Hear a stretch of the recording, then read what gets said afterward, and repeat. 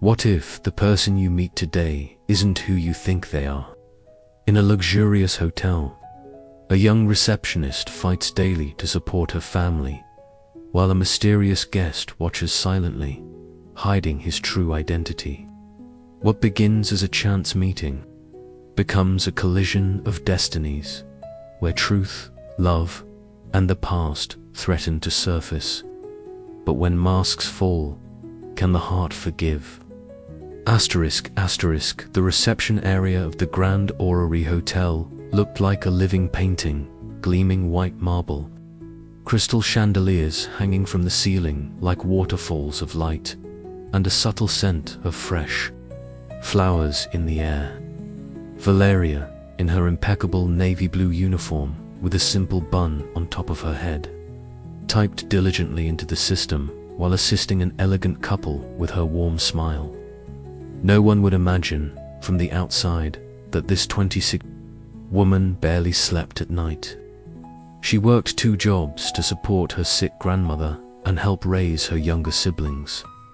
Yet she stood tall, spoke gently, and her eyes sparkled with hope. That afternoon, a new guest approached the front desk.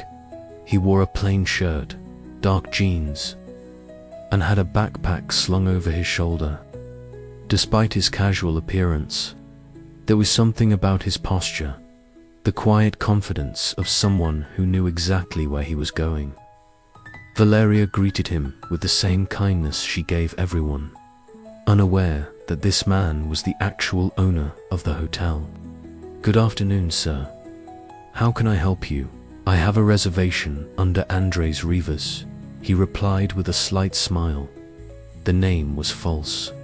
His real name was Gabriel Herrera, CEO of the Herrera Hospitality Group, owner of over 30 luxury hotels around the world. For weeks, he'd been planning to disappear for a while, tired of endless meetings, flatterers, and women who only approached him for his status. He wanted to see firsthand how his legacy was being handled. More importantly, he wanted to remember who he was when nobody recognized him. Valeria checked the reservation, handed him his keycard, and explained the hotel services with her usual professionalism. Gabriel watched her more intently than he meant to. There was something about her, not just her beauty, but her authenticity, that intrigued him. It was rare in his world. "Thank you very much, Valeria." He read her name tag. "Your service is excellent. Your manager must be proud." She blushed slightly. "Thank you, sir. If you need anything, I'll be here until 10. Gabriel went up to his room, but that brief interaction lingered in his mind. That night, he came down discreetly to dine at the hotel restaurant. He saw Valeria chatting with an elderly guest, with such tenderness it seemed like they were family.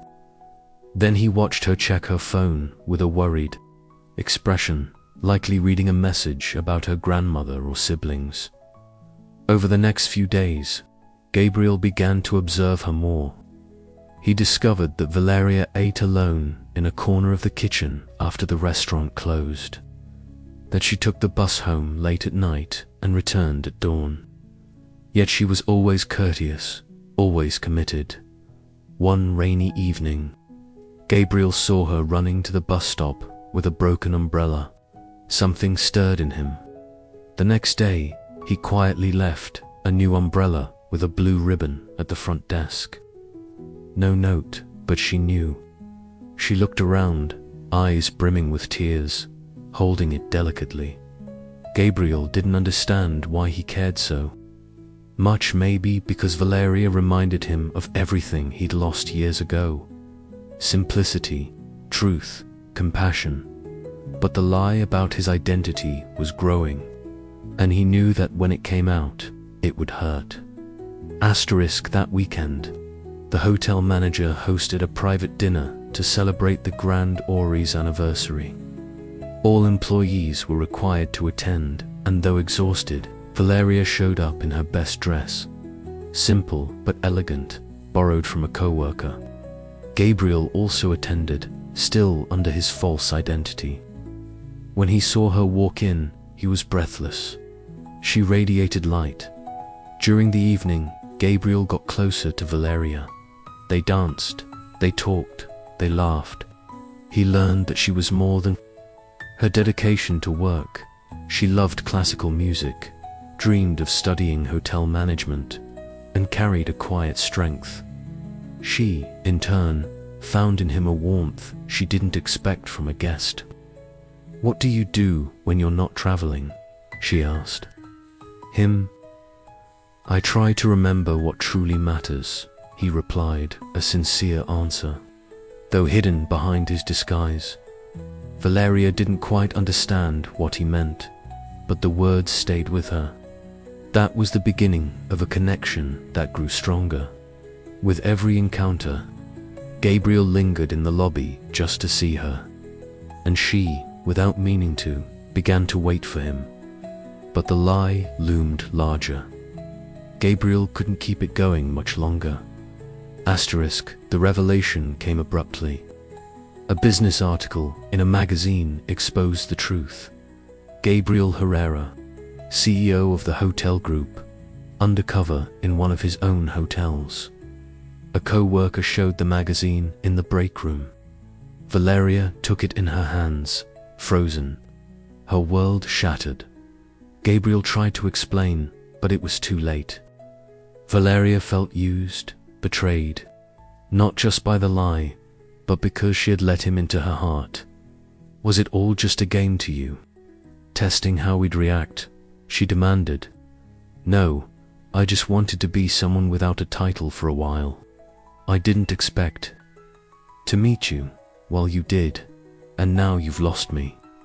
Valeria asked for a week off and stopped replying to his messages. For the first time in years, Gabriel felt a real emptiness. Not from a lost deal, but from hurting a woman he never meant to deceive. The revelation came abruptly. A business article in a magazine exposed the truth. Gabriel Herrera, CEO of the hotel group, undercover in one of his own hotels. A co-worker showed the magazine in the break room. Valeria took it in her hands, frozen. Her world shattered. Gabriel tried to explain, but it was too late. Valeria felt used, betrayed, not just by the lie, but because she had let him into her heart. "Was it all just a game to you? Testing how we'd react?" she demanded. "No, I just wanted to be someone without a title for a while. I didn't expect to meet you. Well, you did, and now you've lost me." Valeria asked for a week off and stopped replying to his messages. For the first time in years, Gabriel felt a real emptiness. Not from a lost deal, but from hurting a woman he never meant to deceive. If this story touched your heart, tell us in the comments which part moved you most. Don't forget to like, subscribe to the channel, and share this video with someone who needs to believe in new beginnings. Join us for the next episode, where every story heals, inspires, and transforms.